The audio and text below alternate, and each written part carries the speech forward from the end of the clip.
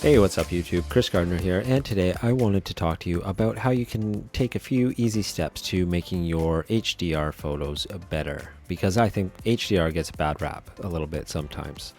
And this is specifically for real estate and property marketing, where we like to have, pretty accurate colors, pretty fast timelines, and sometimes fairly demanding clients. So we're trying to check all these boxes. And it is possible. Everything you see in this little presentation is going to be HDR with the process and steps I'm describing having been taken to make them.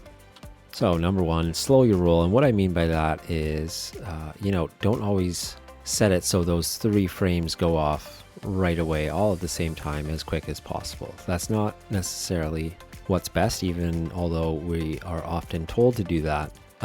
Sometimes one thing I've noticed with my camera anyways is that when I trigger them one at a time, I can actually get more accurate settings, and sometimes it takes a moment to better update something like the white balance or something like that. So number 2, while we're talking about getting good white balance out of camera, we want to that is because I shoot JPEG, and I know that sounds like blasphemy. I do shoot RAW when necessary. But for bracketing real estate photos, I'm already bracketing. I don't really need the raw photo too. If I get good brackets, I don't need the raw. So let's keep things fast. If you take the raw out of the equation, you can eliminate a few steps and processes along the way. So, and that being, importing your raws and then exporting them as JPEG, which is sometimes a common workflow for HDR shooters. It is possible to get acceptable JPEGs straight out of your camera. You can do it, I promise you. One of the things that this does is, instead of you fiddling with the exposure and the tonality of your photos from RAW to JPEG, you are getting to retain some more natural exposure curves. Even although there's more data there, sometimes you're already bringing the data in different ways. You might as well keep some of the natural distribution of the lighting, because that's a really important thing in our HDR photos that look realistic. And again, because you're doing that, you are reducing the chances of the much hated clown vomit, as they call it, which comes from a few things. And processing those RAWs is one of those things that I found to increase your chances of getting these very off-putting colors that are sometimes described as clown vomit. And also, if you are sending your photos to be edited out, this is less data to transfer to your editors, and they can probably handle it all the same, JPEG or RAW, and may even be happier to receive it this way. When you hear about HDR, you don't hear a lot about how to integrate Flash. I think Flash is critical to real estate photography HDR, because it helps you do a few things, like balance some colors, keep some accurate colors, and it can be batched in. Our cameras typically stop us, but there's ways to get around that so that you can still have the traditional bracket and put flashes on the shots that are necessary. And there's a few ways you can do that. It might depend on what equipment is available to you, and some things like that, what gear you're shooting on. Another consideration about why we add flash in is the wavelengths of, typical light sources, or also referred to as the CRI, which is kind of how accurate the colors that are lit by it will be reproduced. So many household bulbs don't have the same level of CRI as a professional camera flash might.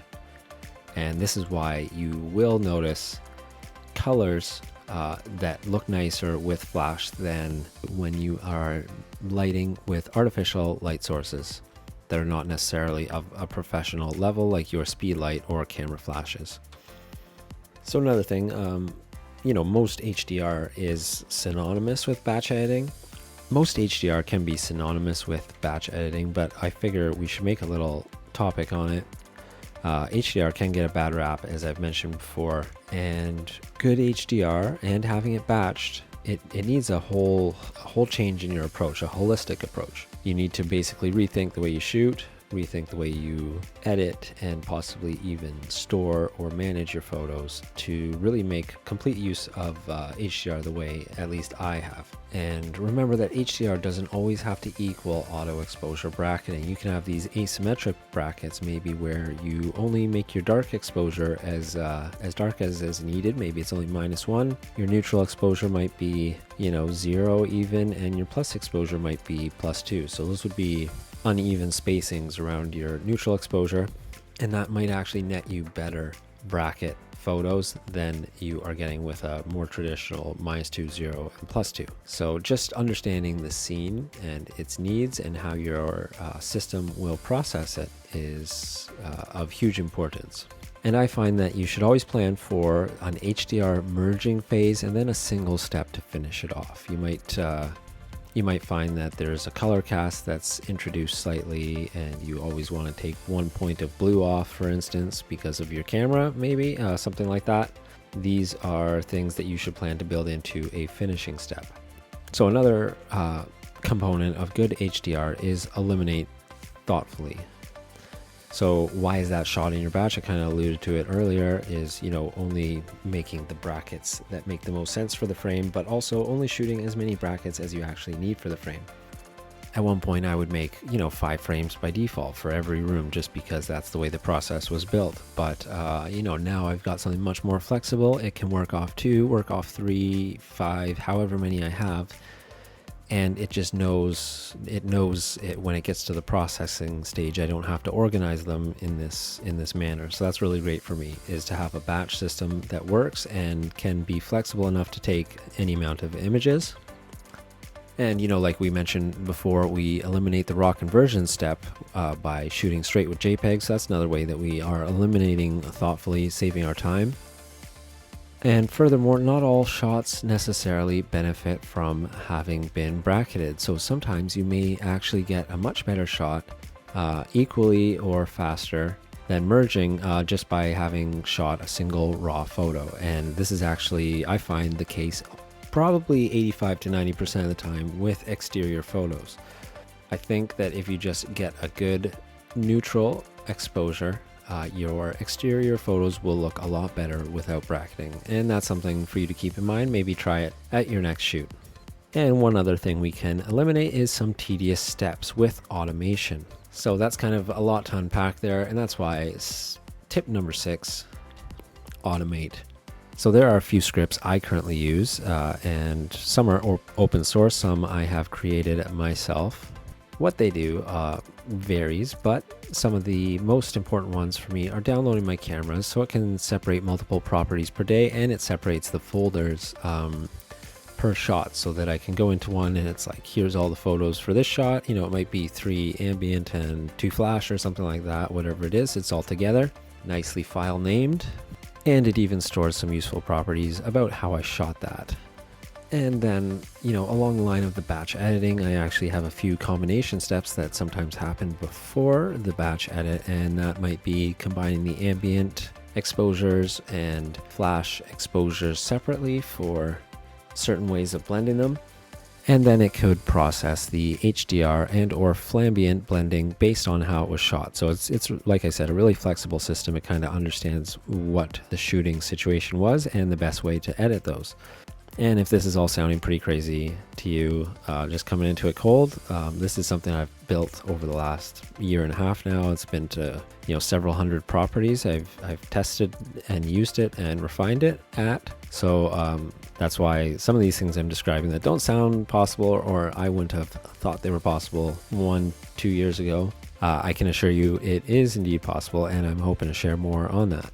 And finally, the last script I use is, kind of what makes this all possible, and that's a robust graphical user interface for my camera control that lets me shoot with my phone, much like, a Canon brand app for communicating with my camera would be, but this is actually so much more robust, and it's focused on the real estate photography. So it only asks the questions you need to answer, and not a lot of extras to get in the way and slow things down. So automation, super useful for any workflow, but definitely something like real estate where you do so much of the same stuff all the time. Number 7, keep it natural. So one reason why HDR can sometimes fall apart is because it stops looking natural, and that's one of the dead giveaways that you have a very heavily processed photo. So if you can focus on keeping a natural distribution of all the light, the tonality, the window exposures, and your color, that's what's going to make people not believe that it's in fact HDR, like all the photos in this presentation have been, using the shooting methods I've described. Step number 8.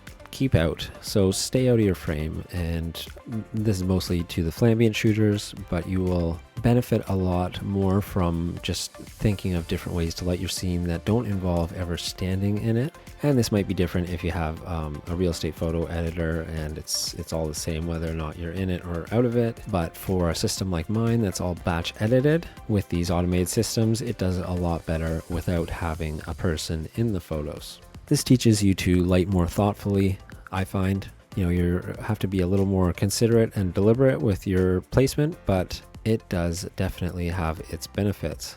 So I think we'll wrap it up there.